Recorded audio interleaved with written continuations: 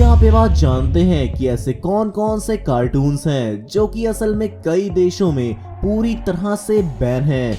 या फिर आपने ये सेंसर्ड वर्ड तो सुना ही होगा, जो कि अक्सर मूवीज के सीन्स को छुपाने में यूज किया जाता है। ही तो आज हम बात करने जा रहे हैं कुछ ऐसे शोज और कार्टून्स के बारे में जो कि पूरी तरह से कई देशों में अपनी अलग अलग हरकतों की वजह से बैंड हैं। तो चलिए शुरू करते हैं हमारी आज की इस वीडियो को, जिसमें हम ऐसी ही कुछ चीजों के बारे में जानने वाले हैं।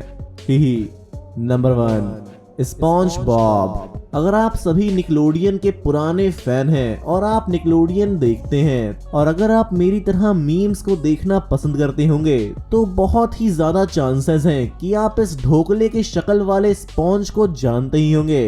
ही लेकिन इसमें एक शॉकिंग बात यह है कि ये ढोकला निकलोडियन का आज तक का सबसे ज्यादा चलने वाला शो है। यानी कि इस ढोकले वाले स्पॉन्ज ने बर्तन की तरह सारे कार्टून्स को भी धो डाला। सही है, लेकिन इतना पॉपुलर होने के बाद भी ऐसा क्या हुआ जिसकी वजह से इस शो को यूएसए, रशिया जैसे 120 देशों ने बैन कर दिया, यानी कि ले ली? तो इसका भाई सिंपल सा जवाब है मुंह से निकलने वाला जहर। जी हाँ, यानी कि शब्द भेदी बाण। बोलो जुबान केसरी। नहीं, ये सस्ती पिचकारी नहीं। ही मेरा मतलब था शब्द भेदी बाण और लड़ाई झगड़े की भी, जिसमें इंसान बहुत कुछ बोलता है और बोलने के बाद पछताता भी है, जैसे कि इस बच्चे को भी देख लीजिए। गालियां कैसे दे रहा था? गाली भैया, मेरा मुंह से निकल गई, मेरी जबान टूट गई यार। ओए क्या कर रहा है? क्या कर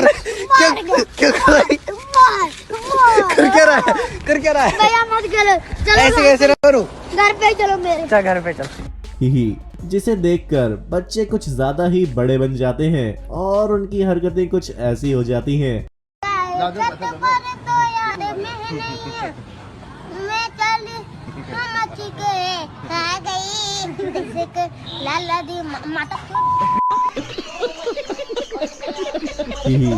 नंबर 2, द सिम्पसंस। तो चलिए अब हम बात करते हैं एक ऐसे कार्टून की जिसे हम कार्टून्स के लिए कम और फ्यूचर बताने के लिए ज्यादा जानते हैं। ये कार्टून अमेरिका का अब तक का सबसे पॉपुलर कार्टून शो भी है, पर इतनी ज्यादा पॉपुलैरिटी मिलने के बाद भी आखिर ऐसा क्या हुआ जिसकी वजह से? तो अब इसका रीजन बहुत ही इंटरेस्टिंग है, इसीलिए आप इसे ध्यान से सुनिएगा। इसके बैन होने का मेन कारण था लोगों की बेइज्जती करना, जिसमें देश और पॉलिटिशियंस शामिल थे। हालांकि बेइज्जती करना तो कोई हमसे सीखे। कुत्ते उल्लू के पट्टे, यू बास्टर्ड, साले सुअर की औलाद। तुझे क्या लगा तू मुझे छोड़ देगा? तो मैं जिंदगी भर तड़पती रहूंगी? तड़पेगा तू कमीने, कीड़े पड़ेंगे तेरे ऊपर, कुत्ते की मौत मरेगा और मरने के बाद हमेशा हमेशा के लिए नरक की आग में जलेगा तेरी मां के। लेकिन ये बेइज्जती करना बच्चों के लिए अच्छा नहीं था। तो अब ये सवाल उठता है कि क्या ये कार्टून शो अभी भी सारी जगह पर बैन है? तो इसका जवाब है नहीं, ये अभी बैन होने से बाहर है। लेकिन यूएसए जैसे और भी कई देशों ने इसके ऊपर सेंसर लगा रखा है। सेंसर से तो हमारा अलग ही रिश्ता है, जिसकी वजह से इस शो को कई देशों में लॉन्च करने और ब्रॉडकास्ट करने में बहुत ही मुश्किलें आ रही हैं। Number 3, Mickey mouse. क्या आप ये बात जानते हैं कि ऐसा कौन सा कार्टून कैरेक्टर था जिसने टीवी पर सबसे पहले बोला था? और अगर बोला भी था तो आखिर क्या बोला था? तो आपको अपने दिमाग की कार्टून वाली क्षमता को बढ़ा देना चाहिए और इस बात को ध्यान से सुनना चाहिए। वो कार्टून कैरेक्टर कोई और नहीं बल्कि हमारा मिकी माउस था और उसने सबसे पहले बोला था, अब बोल ना। ये तो नहीं बोला था। वो वर्ड था hot. I mean hot dogs. लेकिन इससे भी ज्यादा शॉकिंग बात तो ये है कि ये स्पेशल कार्टून 1935 के दौरान रोमेनियन रीजन में बैन हो गया था। ये बैन रोमेनिया में इसलिए लगाया गया था क्योंकि उस वक्त रोमेनिया के लोगों को ये लगता था कि ऐसे बड़े बड़े चूहों को देखकर उनके बच्चे हंसेंगे कम और डरेंगे ज्यादा। ये लोग की ना जाने क्यों कार्टूनों से इतनी फटती है रे। Number 4, Doraemon. अभी मजा आएगा ना। तो फाइनली अब चलिए हम बात करते हैं मेरे, आपके और हमारे पॉलिटिशियंस के फेवरेट कार्टून एनिमे की, जो है डोरेमोन। भैया ये कार्टून नेताओं का फेवरेट कब से होने लगा जी?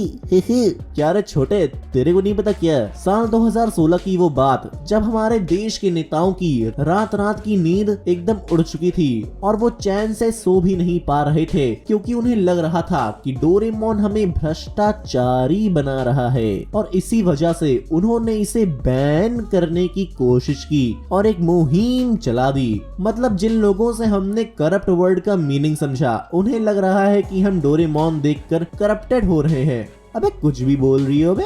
तो अब हम ये तो जानते ही हैं कि इस प्रोटेस्ट का आखिरी अंत क्या था, और आज हम टीवी में डोरेमोन को देख पाते हैं या नहीं। पर क्या आप ये बात जानते हैं कि दुनिया में कई ऐसे देश भी हैं जहां ये कार्टून पूरी तरह से बैंड है, और इसे बैन किया गया है नोबिता की वजह से। नहीं ऐसी हरकतें तो मतलब असल में नोबिता हार्ड वर्क किए बिना ही डोरेमोन से भीख मांगकर गैजेट से अपना गुजर बसर करता है। You know, Nobita is promoting आलसपंती। तो अब हम बात करते हैं टॉपिक फैक्ट्स की। नंबर 1, आपने कई कार्टून में ये ऑब्जर्व किया होगा कि कई कार्टून कैरेक्टर्स हवा के बीच से ही कोई भी चीज निकाल लेते हैं। I mean, ना जाने कहां से ये सब कुछ निकाल लेते हैं। लेकिन क्या आप ये बात जानते हैं कि ये छोटी सी जगह जहां से ये दुनिया भर की चीजों को न जाने निकाल लेते हैं, उसका एक नाम भी है, और वो नाम है हैमर स्पेस। सही है ना? नंबर 2, आप शायद ही यकीन करेंगे कि कई स्टडीज में ये पता चला है कि कार्टून्स देखने वाले बच्चों का क्रिएटिविटी और इमेजिनेशन पावर दूसरे बच्चों से काफी डेवलप होता है, जो बच्चे कार्टून नहीं देखते उनके मुकाबले। भाई मैं तो आज भी कार्टून देखता हूँ यार। नंबर 3, ये फैक्ट काफी स्पेशल है, इसीलिए आप इसे गौर से सुनिएगा। क्या आप ये बात बता सकते हैं कि सैंटा क्लॉज और मिकी माउस में से सबसे ज्यादा पॉपुलर कौन है? सोचो सोच के देखो। इसका जवाब है मिकी माउस, और आप इसकी असली पॉपुलैरिटी का अंदाजा बस इसी बात से लगा सकते हैं कि इस कार्टून ने एक ऑस्कर भी जीता है। वाव यार। नंबर 4, आपने कभी ना कभी तो ये देखा ही होगा कि अक्सर कार्टून कैरेक्टर्स के 5 की जगह बस 4 उंगलियां होती हैं। पर क्या आप इसके पीछे का कारण जानते हैं? दरअसल कार्टून्स की शुरुआत में कार्टून्स को ड्रॉ करके एनिमेट किया जाता था, जो बहुत ही टाइम लेता था, और इसी टाइम को बचाने के लिए आर्टिस्टों ने एक जुगाड़ लगाया और कार्टून्स में 5 की जगह सिर्फ 4 उंगलियां बनाने लगे, और अब धीरे धीरे ये एक ट्रेंड भी बन चुका है। सही है ना? और शायद इसका रीजन ये भी था कि कार्टून्स कईयों के उंगली ना करें। नंबर 5, क्या आप ये बात जानते हैं कि बच्चे मन के सच्चे कार्टून्स देखना ज्यादा क्यों पसंद करते हैं नॉर्मल टीवी शोज की जगह, जिसमें इंसान होते हैं? वेल यार, मैं भी कार्टून्स बहुत देखता हूँ, यू नो। आजा संडास दिखाता हूँ।